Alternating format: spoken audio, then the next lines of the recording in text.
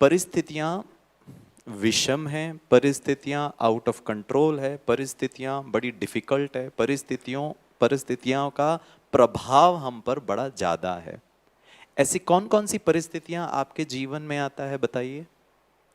किसी के भी जीवन में, वो छोटा बच्चा भी हो सकता है, वृद्ध भी हो सकता है, आर्म्ड फोर्सेस में सेवा करने वाले भी हो सकते हैं, घर को संभालने वाले हाउसवाइफ भी हो सकते हैं, एनीबॉडी। क्या क्या चैलेंजेस आते होंगे। उदाहरण के लिए शायद ये छोटा बच्चा कह सकता है, अंकल मेरे जीवन में चैलेंजिंग सिचुएशन है एग्जाम, परीक्षा।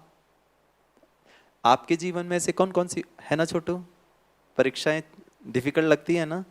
कितने प्यार से मुस्कुरा के बोल रहा है, हाँ हाँ, बाजू में मम्मी बैठी है, ठीक है ना। बोलिए आपके जीवन में कैसी कौन कौन सी परीक्षाएं, चैलेंजिंग सिचुएशन, आपने कहा आप बातें करेंगे, बताइए आपके जीवन में होती है ऐसी परिस्थितियां। मैं एक सुना दूं ताकि आपको पता चल जाए कि आपको कैसे उत्तर देना। पहली समस्या है जब हम छुट्टी चाहते हैं, हाँ या ना, करेक्ट कह रहा हूं ना। अपनी मर्जी से छुट्टी लेकर, मतलब साहब की मर्जी से छुट्टी लेकर हम क्या करेंगे, जब जरूरत है तब तो देना चाहिए ना, तभी देते नहीं है। और पता है जब हमारे अफसर हमको कहते हैं नहीं नहीं छुट्टी नहीं मिलेगा,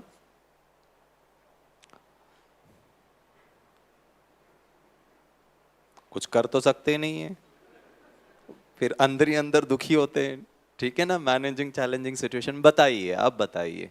छोटू का भी बता दिया, बड़ों का भी बता दिया, और बताइए क्या क्या हो सकता है चैलेंजिंग सिचुएशन। एक बार मैं गुजरात में प्रोग्राम कर रहा था, मैंने कहा बताइए आपके जीवन में तनाव के क्या क्या कारण हैं। तो एक मैडम बैठी हुई थी, बड़े अधिकार पूर्वक, बड़े कॉन्फिडेंटली उन्होंने हाथ ऊपर उठाया। मैंने कहा बताइए बहन जी आपके जीवन में टेंशन का, तकलीफ का कारण क्या है। उन्होंने बड़े उमंग उत्साह के साथ कहा, पता है क्या कहा, बोला मिस्टर गिरीश मेरे घर में 3 टेंशन है। मैंने कहा क्या।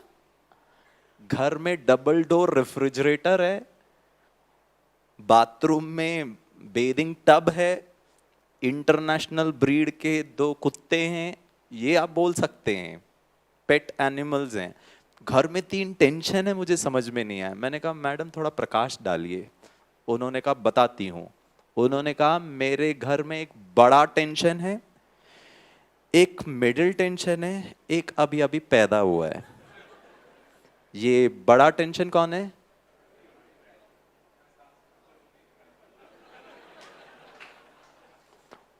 आप लोग कितने इंटेलिजेंट है, इशारों की भाषा समझते हैं। मैंने तो कुछ कहा ही नहीं, मैंने बोला बड़ा टेंशन, यहीं से आवाज आया हस्बैंड। और ये मिडिल टेंशन पता है कौन है, 10वीं में पढ़ने वाला पहला बच्चा, सुनता नहीं है, पढ़ता नहीं है, मानता नहीं है। वहां पापा बच्चे को बोल रहा है सुन अंकल को अच्छी तरह। मैंने कहा नहीं उसके पहले पापा इशारा कर रहे हैं। और ये तीसरा जो अभी अभी पैदा हुआ है। मैंने वो मैडम को कहा मैडम आपको बुरा ना लगे तो एक बात कहूं। उन्होंने कहा बताइए। मैंने कहा आपको ऐसा नहीं लगता आपकी बात सुन करके कि आज से 15 साल पहले शादी के मंडप में हाथ में वरमाला लेकर होने वाले पति के गले में वरमाला डालते समय आपने उनके कान में फुसफुसाया होगा, आइए मिस्टर टेंशन बर्बाद करिए मेरा जीवन। Husband is equal to tension, बच्चा इज इक्वल टू टेंशन। आपको समझ में आ रहा है ना परिस्थितियां।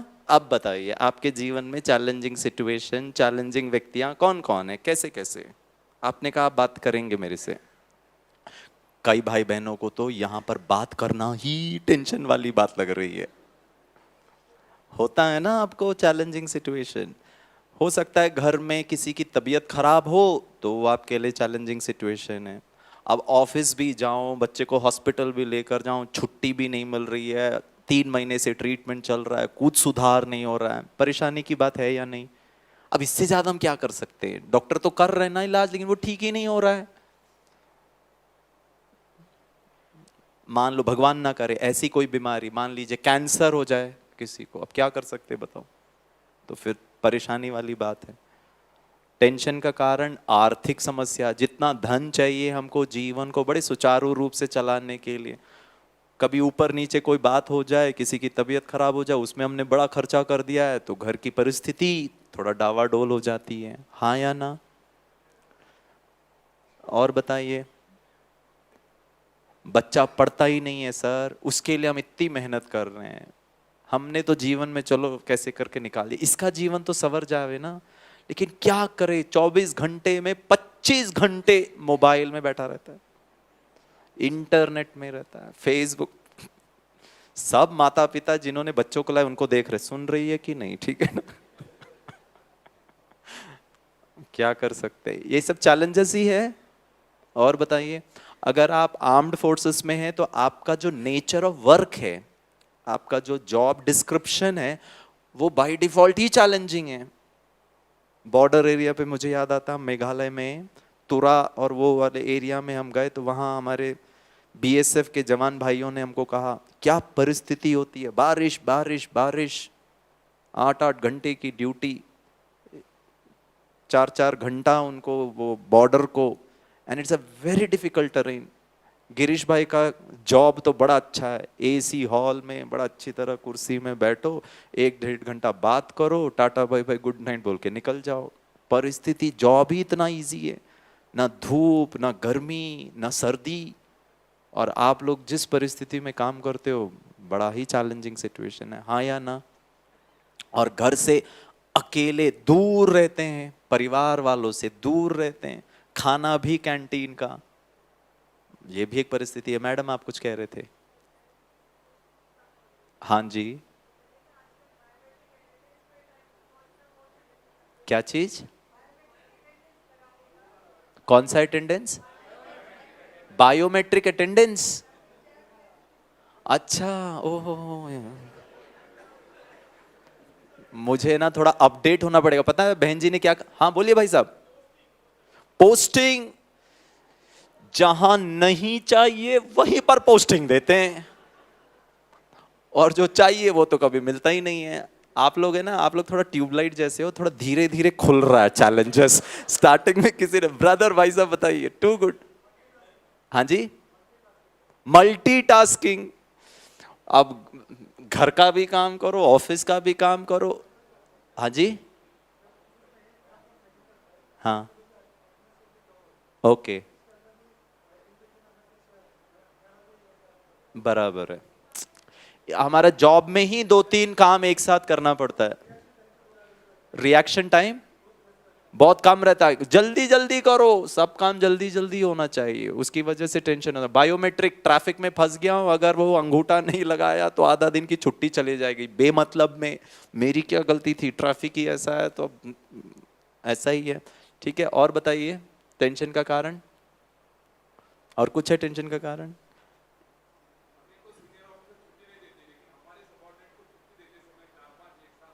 हाँ, क्या बात है, ये तो अपना पूरी भड़ास ही निकाल देते होंगे। ठीक है ना, मतलब मेरे को नहीं मिली तो मैं तो दूंगा ही नहीं गलती से भी, ठीक है ना। अब इतनी भी समस्या हो जाए, कहीं ना कहीं हम अपना फ्रस्ट्रेशन तो निकालते हैं, लेकिन भाई साहब वैसे नहीं बात कर रहे हैं। हाँ, कैसे करना है, अब 4-5 लोग एक साथ छुट्टी के लिए आ जाते हैं, अब सबको तो छुट्टी दे नहीं सकते, मैन पावर भी देखना पड़ता है। कई लोगों को टेंशन का कारण ही होते हैं हमारे सुपीरियर, उनके साथ हमारा संबंध ही ठीक नहीं रहता है। हमारा जो नेचर ऑफ वर्क है उसमें भी कभी कभी प्रॉब्लम हो जाता है। मेहनत मैं करता हूँ, सिंसियर मैं हूँ, ऑनेस्ट मैं हूँ, दिल से मेहनत मैं करता हूँ, अपना समझ करके काम करता हूँ, प्रमोशन उनको,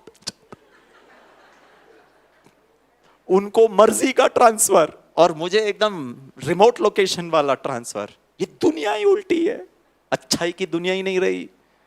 करो और मरो, आप लोगों के लिए कह रहा हूं, ठीक है ना। और जो कुछ करता ही नहीं है, मस्त रहता, उसको कोई पूछता ही नहीं है, जो करता रहता उसी को काम पे काम पे काम ही देते रहते हैं। पता है क्यों? क्योंकि आपके जो सुपीरियर है उनको ये पता चलता, एक तो है करने वाला कम से कम, इससे ही तो काम होगा, बाकी किसी पर तो भरोसा ही नहीं है, उनको तो विश्वास ही नहीं है, क्योंकि अगर काम नहीं होगा तो उनको ऊपर से मिलने वाला है। इसीलिए जो करता है सो करता नहीं है, मरता है, ठीक है ना। हाँ जी, ये देखिए अंदर की बात आ रही है। बिना कितना भी काम करो बॉस कभी खुश होता ही नहीं है। कहीं ना कहीं छोटी ना छोटी गलतियां तो निकाल ही देते कि ऐसा नहीं किया, ऐसा कर। थोड़ा जोर से बोलिए मैं बहन जी। हाँ, मालिक जो सुपीरियर है जो करता है उसी को सजा देते रहते हैं, तुमने ये ठीक नहीं किया, तुमने ये ठीक नहीं किया। चलिए, ये सब हमारे जीवन में चैलेंजिंग सिचुएशन हो सकते हैं, ठीक है ना। इसको थोड़ा सा अच्छी तरीके से समझते हैं, ठीक है। अगर मैं आपको एक छोटा सा एग्जाम्पल दूं, आध्यात्मिकता, आप हमारे ना एक आध्यात्मिक परिसर में आए हैं। प्रजापिता ब्रह्मा कुमारी ईश्वरीय विश्वविद्यालय धार्मिक संस्था नहीं है, आध्यात्मिक संस्था है। धर्म और अध्यात्म में बड़ा अंतर है। हमारे यहाँ पर कोई विशेष धर्म के लोगों को ही मान्यता प्राप्त है, यहाँ आ सकते हैं, ऐसा कुछ भी नहीं है। यहाँ हिंदूज भी आ सकते हैं, क्रिश्चियन भी आ सकते हैं, इस्लाम धर्म को मानने वाले मुसलमान भाई भी आ सकते हैं। हमारे यहाँ की एक मान्यता है, ऊपरी लेवल पर एक मान्यता है। हिंदू को मंदिर में राम दिखाई देता है, हिंदू को मंदिर में राम दिखाई देता है, मुसलमान को मस्जिद में रहमान दिखाई देता है। हिंदू को मंदिर में राम दिखाई देता है, मुसलमान को मस्जिद में रहमान दिखाई देता है। ये दुनिया बनेगी जन्नत उस दिन। आप आए हैं जन्नत में, आप यहाँ का वाइब्रेशंस फील करेंगे अगले 3 दिन में। आपको लगेगा नहीं कि आप धरती पर हैं या ऐसा कोई सिटी में है। ये दुनिया बनेगी जन्नत उस दिन, जिस दिन हर इंसान को इंसान में इंसान दिखाई दे। इंसान तो हम देखते ही नहीं है। यहाँ पर आपको ना जो भी वाइट वाइट दिखेंगे ना, बड़े मुस्कुराते हुए, बड़े चमकते हुए, बड़े साइलेंट, बड़े आसान। आप इनको पूछना कितना पगार मिलता है, कितनी सैलरी मिलती है, कितना बोनस मिलता है, कितनी छुट्टी मिलती है, तब आपको पता चलेगा। बिना छुट्टी के, बिना सैलरी के, बिना बोनस में भी इतना उमंग उत्साह, इतना डेडिकेशन, तब जाकर जन्नत बनता है ये दुनिया, है ना। आप पूछना सबको। प्रश्न ये है, आध्यात्मिकता क्या है। मैंने आपको पहले भी कहा, आपको गिरीश भाई की कोई बात स्वीकार नहीं करना है, उसको चैलेंज करना है। आध्यात्मिकता मेरे अनुसार सिर्फ एक ही शब्द है, आध्यात्मिकता माना सत्य। जो सत्य है उसको स्वीकार करना यहां बैठ करके, जो असत्य है उसको छोड़ दीजिएगा, क्योंकि सत्य के आधार से ही ये दुनिया सत्य युग बनेगी। आज कहते हैं कली युग है। सत्य धर्म, सत्य वचन, हर चीज हम चाहते हैं कि सत्य सत्य सत्य हो।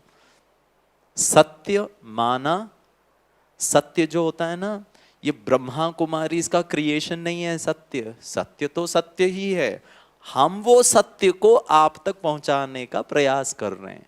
सत्य कोई इस्लाम धर्म का या फिर मुस्लिम हिंदू धर्म का प्रोरोगेटिव नहीं है, उसका वो क्या बोलते हैं, क्रिएशन नहीं है। उदाहरण देता हूं, मुझे बड़ा अच्छा उदाहरण लगता है, आपने शायद इसको सुना भी होगा पहले। मेरे पास ये पेन है, अगर इस पेन को मैं ऊपर फेंकूं तो ये नीचे की ओर आ रहा है, नीचे गिरा ना। प्रश्न, ये पेन नीचे क्यों गिरा? क्योंकि ग्रेविटी है, जिसको हिंदी में कहते हैं गुरुत्वाकर्षण की शक्ति, जो 9.8 मीटर पर सेकेंड स्क्वायर की गति से नीचे गिरता है। सवाल पूछूं, ये जो ग्रेविटी है, गुरुत्वाकर्षण है, इसको किसने बनाया?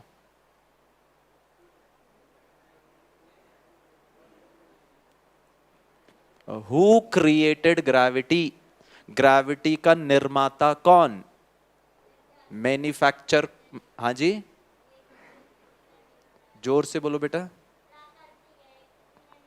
क्या बात है, मुझे ना छोटे बच्चे बड़े अच्छे लगते हैं। पता है क्यों अच्छे लगते हैं? क्योंकि इनका 500 GB हार्ड डिस्क है ना, पूरा खाली रहता है। और जो बड़े लोग हैं ना, उनका एक छोटा सा प्रॉब्लम है, 500 GB में 600 GB कचरा। कई लोग तो, ये लोग वाइट वाइट क्यों पहनते हैं, हमको क्यों ज्ञान सुनाते हैं, ऐसे क्यों बोलते हैं? ये बच्चा ऐसा नहीं है, जो सुन रहा है उसको इंटरप्रेट कर रहा है, उसका चल नहीं रहा है कहीं और पर, ठीक है ना। छोटू पता है क्या कहता है? बड़े लोगों के साथ एक और प्रॉब्लम है, बड़े लोगों को उत्तर मालूम भी होगा ना तो भी और छोटों को ना डर नहीं है, बड़ों को शायद थोड़ा डर भी है, कहीं हमने गलत बोल दिया तो क्या होगा, हमारी इज्जत वैसे इतनी ज्यादा अच्छी भी नहीं है, लेकिन जो बची कुछ है वो भी मिट्टी में मिल जाएगी। ये छोटों को उसका कोई मतलब ही नहीं है, भैया पता है तो बोल दिया, ठीक लगे तो ठीक है, नहीं है तो नहीं है, हमको क्या। उसने पता है क्या कहा, प्राकृतिक है। शायद आपके मन में विचार चल रहा होगा, भगवान ने बनाया, ईश्वर ने बनाया, अल्लाह ने बनाया, वाहिगुरु ने बनाया। आपको पता है, पता नहीं आपको एसएमएस आया होगा, मुझे तो पता नहीं किसने बनाया, मुझे आज तक पता नहीं चला है ग्रेविटी को किसने बनाया। लेकिन एक चीज 100% कॉन्फिडेंट हूं, मुझे एक चीज 100% पता है, मैंने नहीं बनाया है, ये मुझे गारंटीड पता है। इससे एक बात साबित होती है, आपने भी नहीं बनाया है। इससे ये बात साबित होती है, ये मनुष्य की रचना नहीं है। मनुष्य बुद्धि पेन बना सकता है, मनुष्य बुद्धि कैमरा बना सकता है, मनुष्य बुद्धि एसी बना सकता है, मनुष्य बुद्धि कुर्सी, कपड़ा, जूता, चप्पल, वॉच, कार, एरोप्लेन, रॉकेट सब बना सकता है, लेकिन ग्रेविटी को मनुष्य ने नहीं बनाया। सर आइजैक न्यूटन ने इसका पता लगाया, ठीक है ना, मनुष्य ने पता लगाया है, हमने और आपने नहीं बनाया है, ठीक है। प्रॉब्लम क्या है पता है, अब देखना, मैनेजिंग चैलेंजिंग सिचुएशंस, कैसे कैसे हम चैलेंजेस को अपने जीवन में धारण कर लेते हैं। गिरीश भाई को ग्रेविटी से बड़ा प्रॉब्लम है, मुझे गुरुत्वाकर्षण अच्छी नहीं लगती है, गुरुत्वाकर्षण के कारण मुझे क्रोध आता है, उसके कारण मेरा ब्लड प्रेशर चढ़ जाता है, उसके कारण मुझे डायबिटीज हो गया है, उसके कारण दुखी रहता हूं, फ्रस्ट्रेटेड रहता हूं, होपलेस रहता हूं, जीवन में आनंद ही नहीं है। पता है उसका कारण क्या है, ग्रेविटी। आप लोग पूछेंगे ऐसे कैसे हो सकता है, बताऊं कैसे। मैं आज से करीब 1 साल पहले मुंबई में फ्लाइट पहुंची मेरी, मैं अपने घर जा रहा था, सुबह सुबह मैं पहुंचा, मुझे एक फोन कॉल आया, हमारे ब्रह्मा कुमारी इस बहन जी ने फोन किया और कहा, गिरीश भाई आप कहां पर हैं, आप आज मुंबई में आने वाले थे। मैंने कहा दीदी बस पहुंचा ही हूं, लैंड ही किया है। बोला गिरीश भाई 10 बजे कॉलेज में कार्यक्रम है, आपको कराना है, क्योंकि जो वक्ता आने वाले थे उनकी तबीयत अचानक खराब हो गई है। मैंने कहा दीदी 10 बजे तक तो नहीं पहुंच गया, मेरे को फ्रेश भी होना है, 10:30 तक कोशिश करता हूं आने का। दीदी ने कहा ठीक है 10:30 तक पहुंचो, तब तक हम संभालते हैं। हमने कहा ठीक है। मैंने वो टैक्सी वाले ड्राइवर भाई को कहा भैया थोड़ा जल्दी चलाओ क्योंकि मुझे अर्जेंट एक प्रोग्राम है। उन्होंने कहा जी। वो थोड़ा फास्ट चला के गए, जैसे ही घर पहुंचा पैसे पहले ही दे दिया था, सामान लिया, भागा, सीढ़ी से चढ़ा, दरवाजा खोला, खटखटाया, दरवाजा खुला, मैं अंदर गया, सामान रखा, मुझे स्नान करना था, बाथरूम का दरवाजा खोला, जल्दी जल्दी में, फर्श गीला था, शायद मुझसे पहले कोई और स्नान करके निकले थे, वो जल्दी जल्दी में मैं फिसल गया और जैसे ही फिसला धड़म करके नीचे गिरा। इतने जोर से चोट लगी पीठ को, 1 महीने तक दर्द रहा। सवाल पूछूं भाई और बहनों, मेरे पीठ दर्द का कारण कौन, जोर से बोलिए, ग्रेविटी। करेक्ट। अब आप समझ रहे हैं। छोटू तुम गलत बोल रहा है, पता है वो क्या बोलता है, आपका चोट लगने का कारण आप, अरे मैं नहीं, ये सत्य है कि मुझे जल्दी था, ये सत्य है कि मुझे स्नान करना था, ये सत्य है कि मैं जल्दी जल्दी बाथरूम के अंदर एंट्री किया, सत्य है कि फर्श गीला था, सत्य है कि गीला फर्श चिकना था, सत्य है कि मेरा ध्यान नहीं गया, लेकिन गिरा क्यों, गिरा क्यों। अब जब गिरा भी था तो हवा में ही लौटना चाहिए था, धड़म करके फर्श में क्यों टकराया, उसका कारण ग्रेविटी। अब आपको समझ में आ रहा मेरी तकलीफ। एक और उदाहरण दे देता हूं। मुंबई के लोकल ट्रेन में ट्रैवल कर रहा था, इतनी भीड़, मेरे को अपना स्टेशन में उतरना था, मैं सामान लेकर उतर ही रहा था कि भीड़ इतनी होती है कि किसी का हाथ मेरे चश्मे में लगा। इससे पहले कि मैं चश्मा पकड़ता था, चश्मा मुख से निकला, नीचे गिरा, किसी ने उस पर पैर भी रख दिया। 5,000 रुपए चश्मे का नुकसान का कारण। क्या बात है, आप लोग है ना बड़ी अच्छी तरह भावनाओं को समझते हैं, ठीक है। कितनी अच्छी तरह आपने जवाब दिया, ग्रेविटी। मुझे ना इस समस्या का, इस चैलेंज का, इस प्रतिकूल परिस्थिति का, इस सिचुएशन का ग्रेविटी से मुझे समाधान चाहिए, सॉल्यूशन चाहिए। मैं पीड़ित हूं, परेशान हूं, दुखी हूं, फ्रस्ट्रेटेड हूं, नहीं मन को शांति है, मेरे को खुशी गायब हो गई है ग्रेविटी की वजह से, प्लीज कोई दवाई दे दीजिए। हाँ जी भाई साहब, बड़े सम्मान पूर्वक कह रहा हूं, चांद का नाम मत लीजिए। कई लोग है ना चांद कहते तो मुझे बड़ा क्रोध आता है।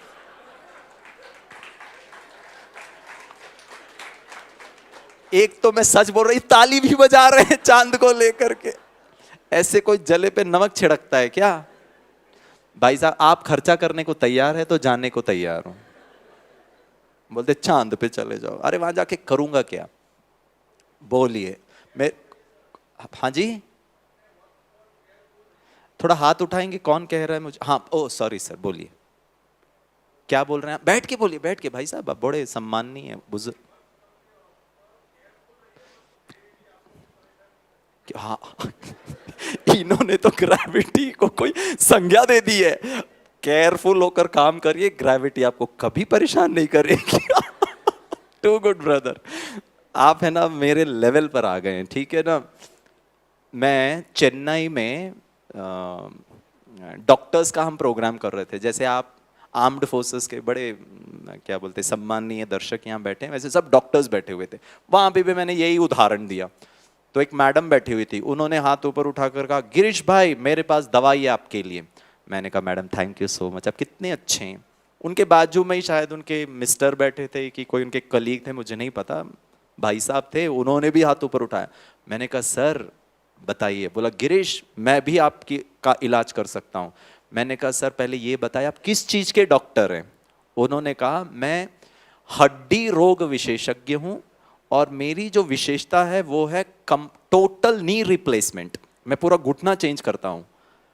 मैंने कहा मेरा प्रॉब्लम से आपका क्या लेना देना?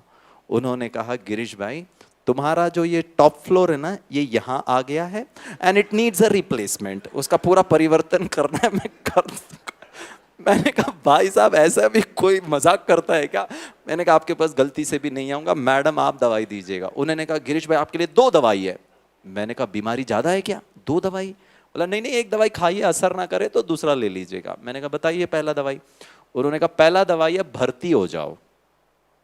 मैंने कहा कहां भर्ती हो जाओ?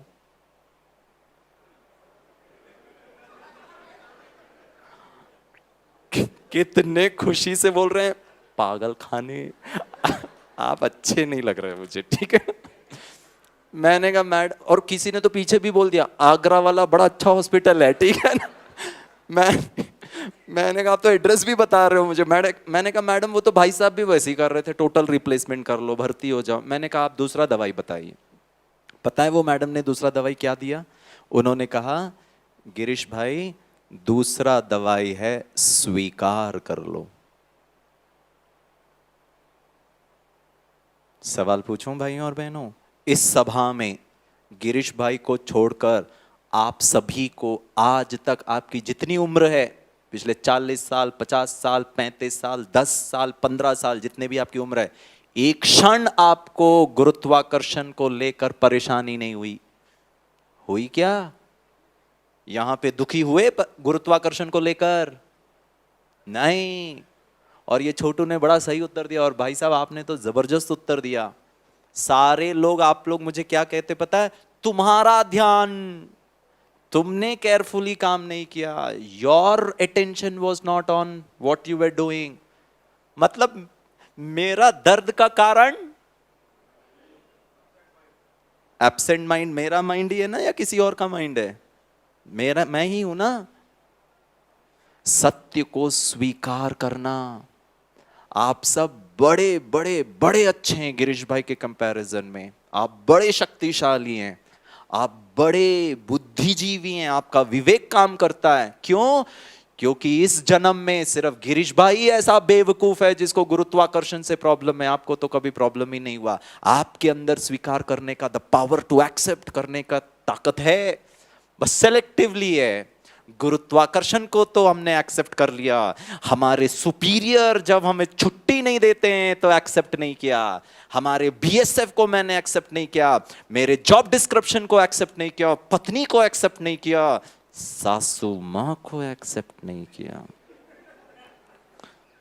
बच्चे को एक्सेप्ट नहीं किया, एग्जाम को एक्सेप्ट नहीं किया, कठिन मैथमेटिक्स को एक्सेप्ट नहीं किया कि 12वीं में बहुत ज्यादा मेहनत करनी पड़ती है उसको एक्सेप्ट नहीं किया, प्रकृति को एक्सेप्ट नहीं किया, खुद के भाग्य को स्वीकार नहीं किया, इस रचना को और रचयिता को स्वीकार नहीं किया, दूसरों को स्वीकार नहीं किया, पड़ोसी को स्वीकार नहीं किया, नियम कानून को स्वीकार नहीं किया। बोलिए भाई, कुछ कहना चाहते? बहुत सिलेक्टिव एक्सेप्टेंस है। सवाल पूछूं, कहां भर्ती होने लायक है? मेरे लिए तो कितना उमंग उत्साह से जवाब दिया था, भर्ती हो जाओ, एड्रेस भी बता दिया। खुद की जब बारी आई, ऐसा नहीं चलता जीवन। मेरे अनुसार आध्यात्मिकता पता है क्या है? आप कोई भी वस्तु खरीदें, कोई इलेक्ट्रॉनिक प्रोडक्ट खरीदें, मान लो मोबाइल ही खरीदा है या फिर आपने एसी खरीदा, एनी इलेक्ट्रॉनिक गुड का जब आप अनपैक करेंगे, उसको खोलेंगे, प्रोडक्ट निकालते, उसमें फिर बहुत सारा वो थर्मोकॉल का होगा अंदर, एक प्लास्टिक बैग भी होगा। जब आप निकालेंगे ना, उसमें बहुत सारी छोटी छोटी किताबें मिलेंगी आपको, उसमें प्रोडक्ट का डिस्क्रिप्शन होता है, मैन्युफैक्चरर का डिटेल होता है, वारंटी कार्ड, गारंटी कार्ड होता है, साथ में एक छोटा सा इंस्ट्रक्शन मैनुअल बुक भी होता है। इसको इंस्टॉलेशन कैसे करना है, इसको चालू कैसे करना है, पहला इस्तेमाल कैसे करना है, क्या क्या सावधानियां बरतनी है पहली बार करके। सिंपल सा उदाहरण दूं, गर्मी के मौसम में अगर मटका खरीदेंगे ना रोड साइड से, भले आपने बहुत अच्छी तरह परख करके उसको लेकर आए, घर में जब लेकर आएंगे ना तो बुजुर्ग कहते हैं पहले एक दिन पूरा पानी भर के रखना, फेंकना, फिर दूसरे बार भी पानी भर के रखना, फिर फेंकना, 2-3 बार ऐसे पानी भर के रखना, फिर ही वो पानी पीना, ताकि उसमें जो गंदगी है, उसका जो पोरस है, ऐसा शायद हमको हमारे बड़ों ने बताया। ऐसे बहुत सारे इंस्ट्रक्शंस है। जीवन में समस्या से मुक्ति अगर पाना है तो ये जो सृष्टि जिसने रची, आपको जिसने रचा, मुझे जिसने रचा, वो मैन्युफैक्चरर ने हमारे रचना और ये जो दुनिया बनाई है, इसके साथ एक इंस्ट्रक्शन मैनुअल भी हमको दिया था। पता है हमने क्या कर दिया? इंस्ट्रक्शन मैनुअल को पढ़ा ही नहीं और अपने मर्जी से हमने जीवन के सिद्धांत बना लिए। अपने मर्जी से अगर आप प्रोडक्ट का इस्तेमाल करोगे ना, उसकी लॉन्जिविटी वो बड़ा जल्दी खराब हो जाएगा। जो मैन्युफैक्चरर ने कहा है उसको आप पालन करोगे तो वो प्रोडक्ट लंबे समय तक चलेगा। ये जीवन का रचयिता जिसने ग्रेविटी को बनाया, आपने ग्रेविटी के अगेंस्ट में कभी अपना मनगढ़ंत कंसेप्ट नहीं लगाया, लेकिन जीवन रूपी सत्यता को अपने मर्जी से चलाना शुरू कर दिया। दाल रोटी खाने के चक्कर में जीवन को बर्बाद कर दिया। शादी क्यों किया? बच्चे क्यों पैदा किए? आज इन बच्चों को लेकर 90% माताएं दुखी हैं, चिंतित हैं, परेशान हैं। पढ़ता नहीं है, मानता नहीं है, करती नहीं है, सुनती नहीं है। चेहरा तो देखो। पता है जीवन को कैसे जीना है, सदा खुश, सदा आनंद। इन बच्चों को हम धक्का मार के पढ़ रहे, पढ़ पढ़, जीवन को अच्छा करने के लिए। कैसे पढ़ रहा है वो? दुखी होकर के पढ़ रहा है, जबरदस्ती पढ़ रहा है, मजबूरी से पढ़ रहा है। यही है जीवन। सारे घर वाले आईपीएल देख रहे हैं और मेरे को पढ़ने को बोलते। अब उसको गुस्सा आ रहा, उसको चिंता लग रही है। यही है जीवन। कहां है? गुरुत्वाकर्षण को तो एक्सेप्ट कर लिया, लेकिन परीक्षाओं को स्वीकार नहीं किया। करें, स्वीकार करने की ताकत रखें।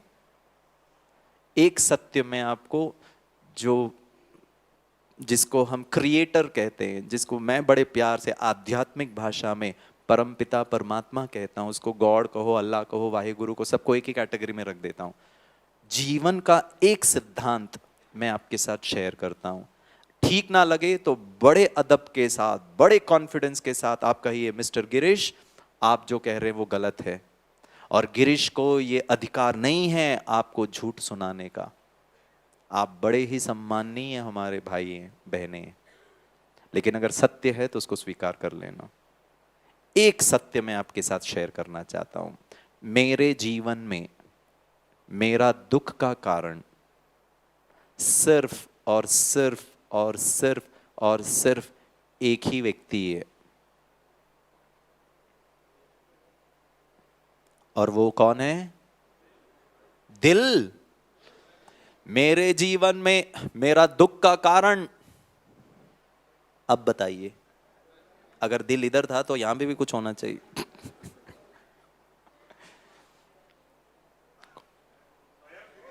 हाँ, मैं